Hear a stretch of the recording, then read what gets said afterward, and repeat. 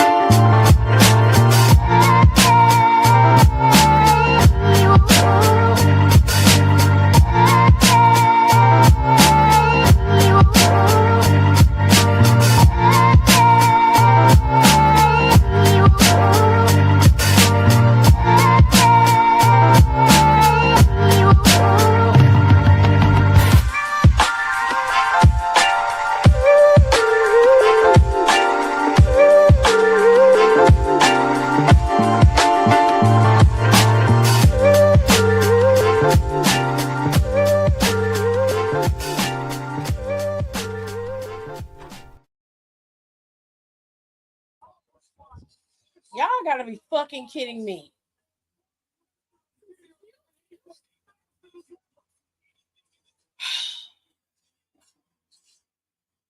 You know what?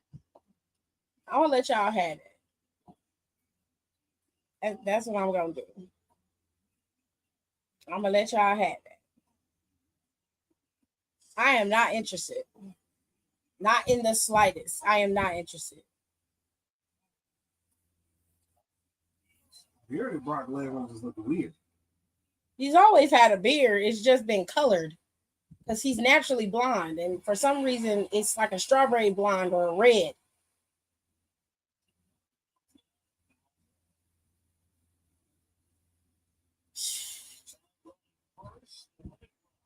Something wrong with the audio. I turned it down. Oh.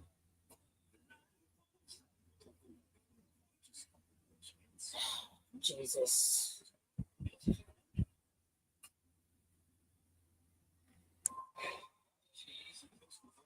So Goro. There's your nefarious bullshit. Goro has returned. There it is.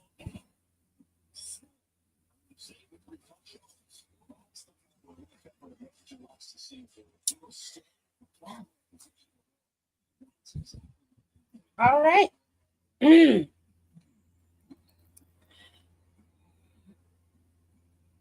think I diversity and inclusion on the New Jersey Motion Picture and Television Commerce.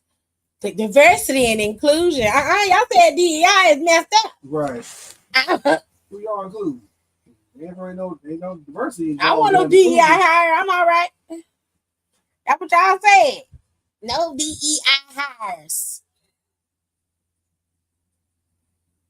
Well, that sucked. That sucked donkey ass.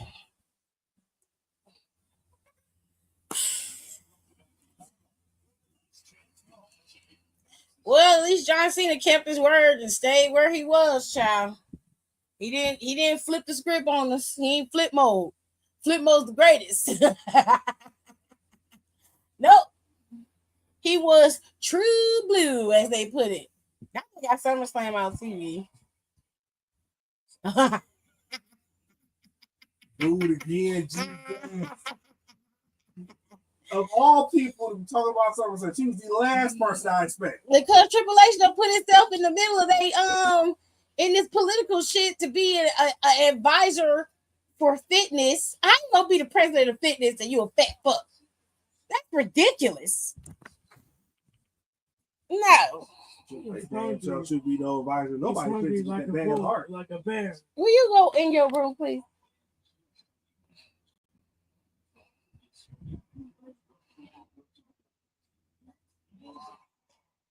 Respectfully, I have to agree. Let's start from the end and go back to the beginning, okay? just so I can make sure I keep enough people's attention in here. Look, this match was actually pretty good. He turned down just a tad, honey. The match was good. It was not a bad match at all. I was surprised that John Cena stuck to his word. I didn't trust him. I'm not gonna lie. And given the state of the things that we've seen as of lately, we were right to not trust because something was not right. It was off. And I figure out why, because it was a goddamn motherfucking hurricane by the name of Brock Lesnar coming in, and nobody called that.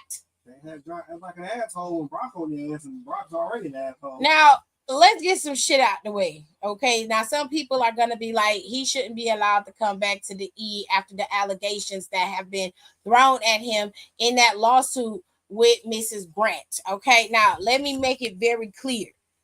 They found text messages, but the victim of Vince and John Laurinaitis made it very clear that she and Brock Lesnar never got involved with each other, and he was not a part of the lawsuit anymore, as far as I know. So WWE kind of are going to skate by with this, but most people that know the ins and outs of the lawsuit the way I do, they're not going to like this. They're not going to like this at all. But I'm going to tell it like it is because I'm a professional. I'm going to do my job. I'm going to tell you what. We're going to start with the match, then we'll get to the end. The match itself was very good. Cody Rhodes did everything he could to take out John Cena and to keep him down. But John Cena, as always, has been that kind of wrestler where when you think the game is over and everything is done, he always has a little bit of gas left in the tank. When you got two wrestlers who operate under that guise, it makes for a very dramatic story building style match, and that is what we got from these two guys.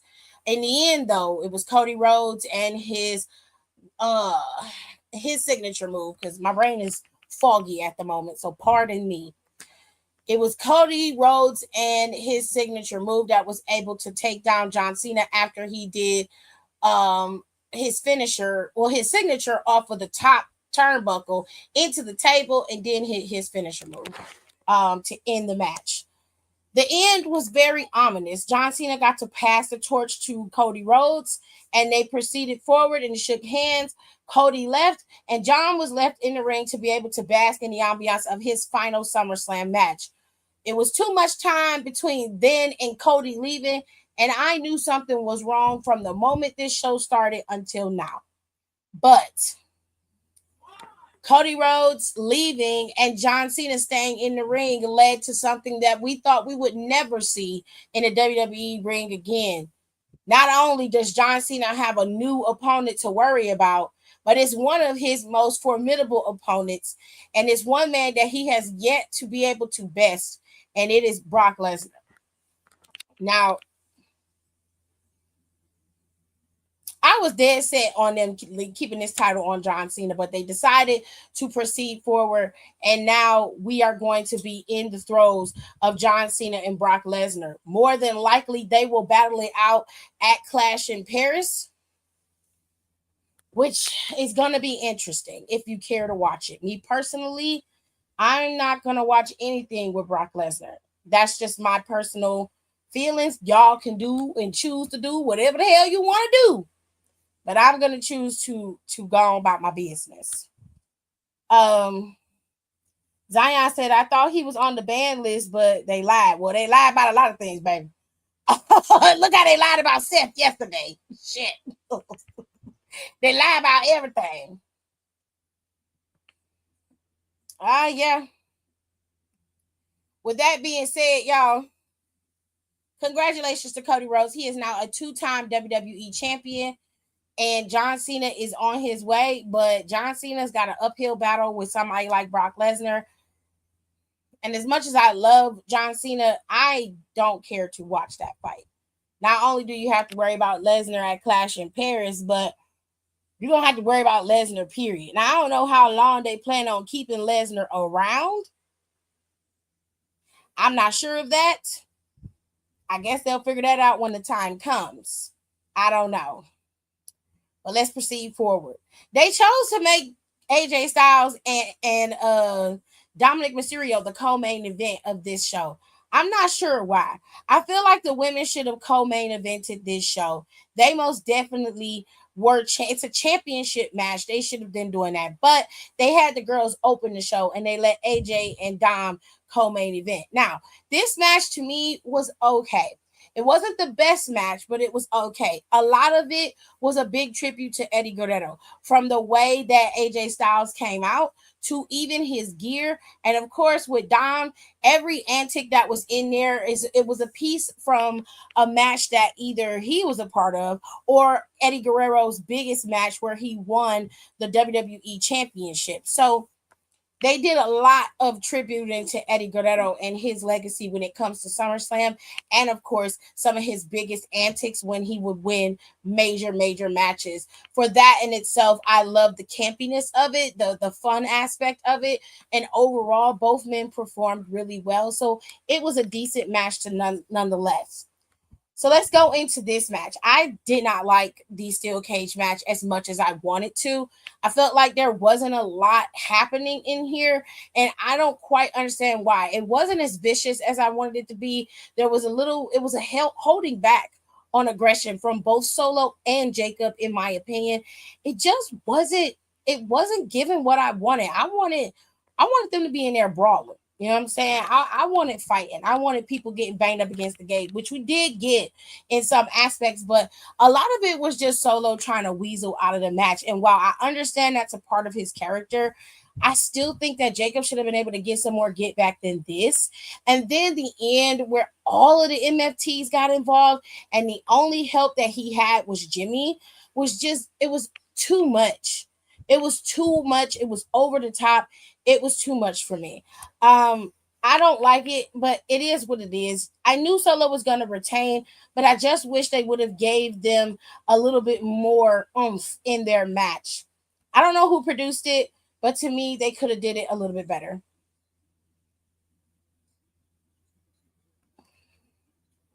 So let's move on to the next match. This one probably was a very interesting match, but it ended the way that I thought it was.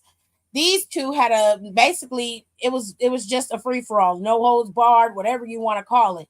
But the girls had all the reins taken off. There was no disqualifications, no countouts. You can do whatever you wanted. Okay, it just wasn't falls count anywhere. You know what I'm saying? So the girls was in there fighting. At first, it was a little ticky tacky, but then it started to pick up towards the end.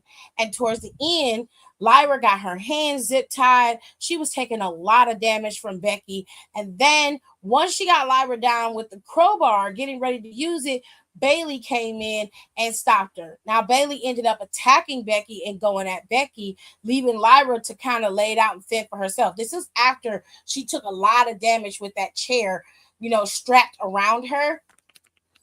It was a lot going on in this match. But ultimately, Bailey ended up costing Lyra this match.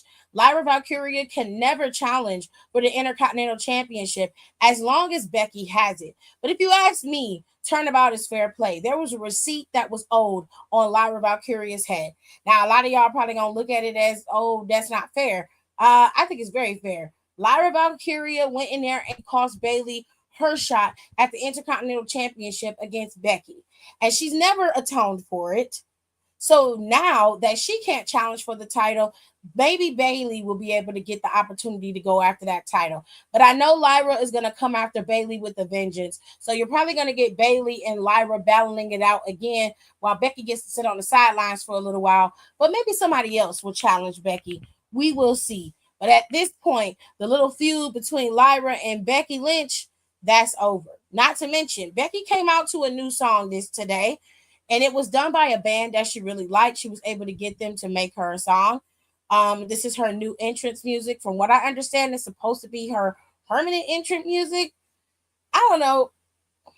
It's her. I don't really care for it as much, but it was decent entrance music, to say the least, if I say it that way.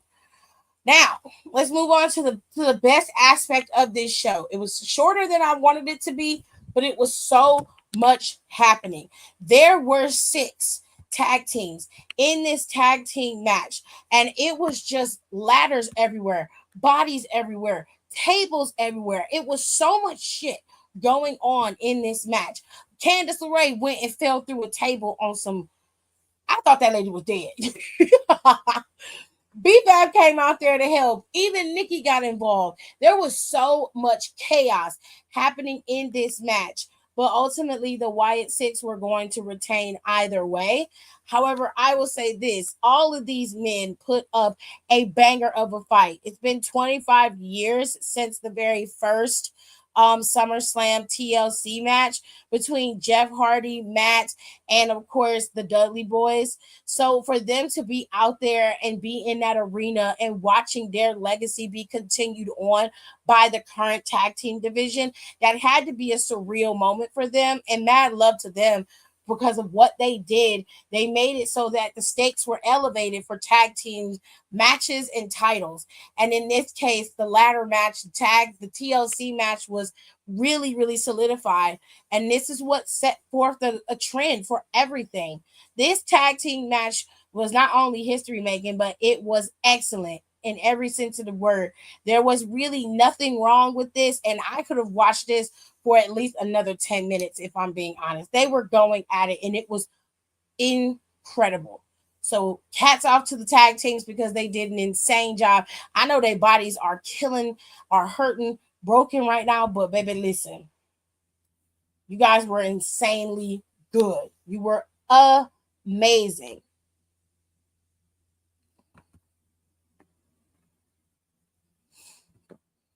All right.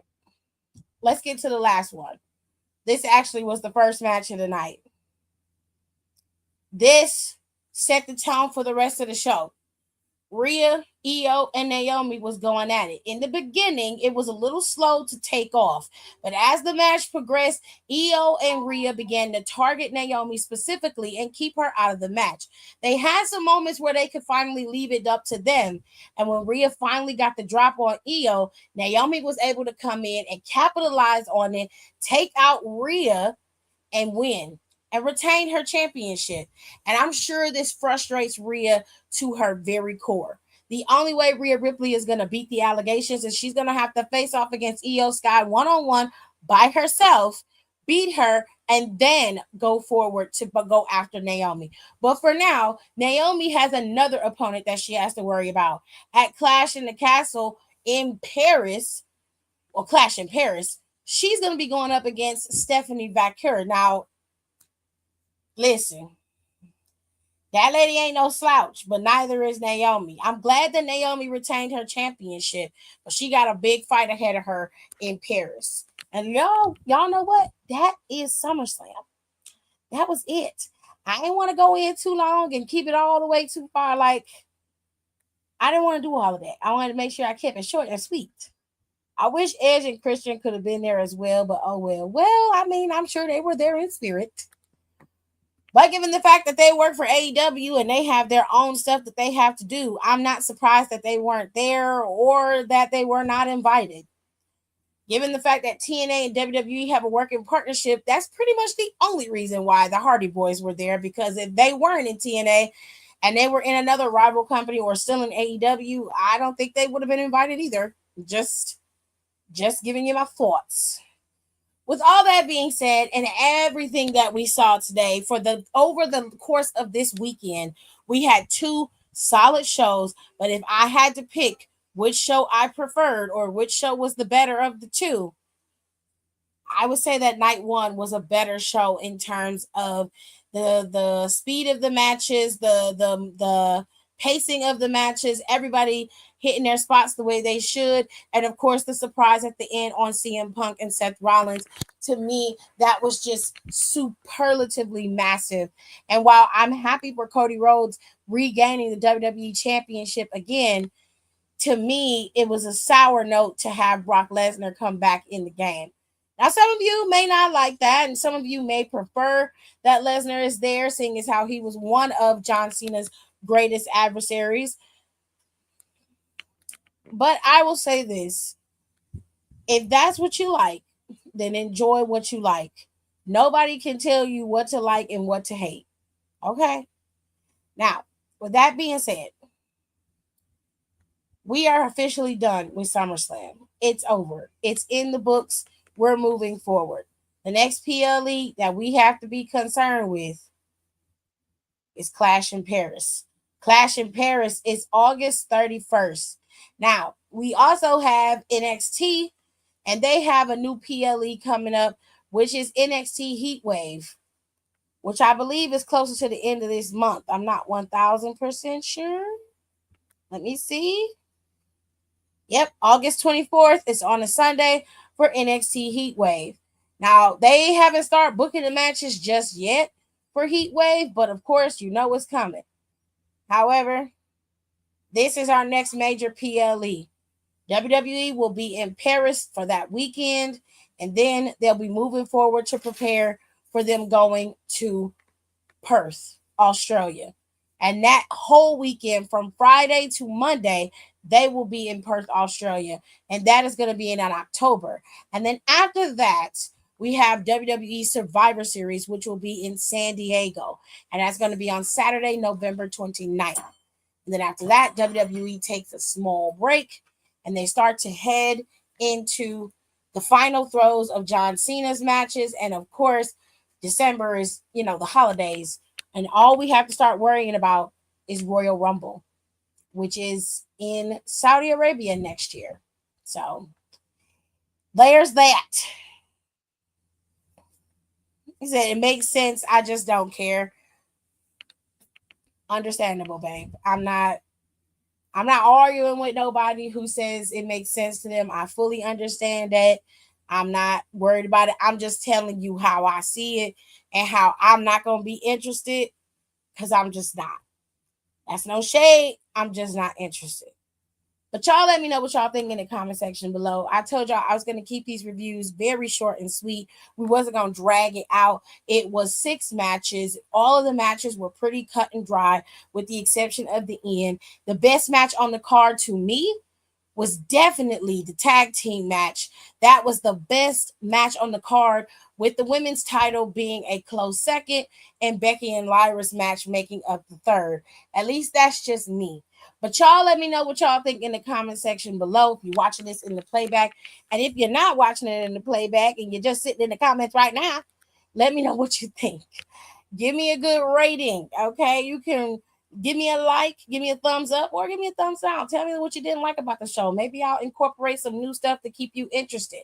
All right. I will be back on Monday to do a full review for the after show of Monday Night Raw, because Seth Rollins is going to show up in his Sunday best, boasting and gloating and basking in the ambiance of his win at Summerslam Saturday. So, and there's going to be a very angry and vengeful CM Punk ready to take off heads, okay? So we will see.